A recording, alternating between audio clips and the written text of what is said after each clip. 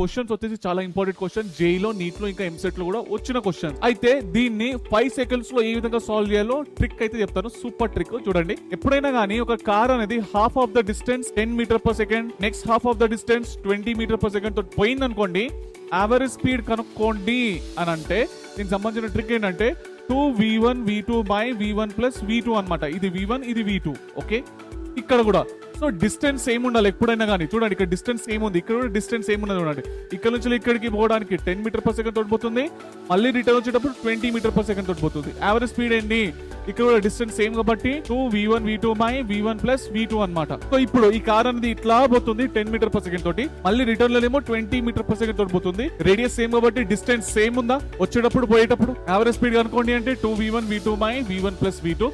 In case time అనేది same ఉన్నది అనుకోండి, డిస్టెన్స్ కాకుండా, అప్పుడు యావరేజ్ వెలాసిటీ ట్రిక్ ఏంటంటే v1 plus v2 by 2 నానా.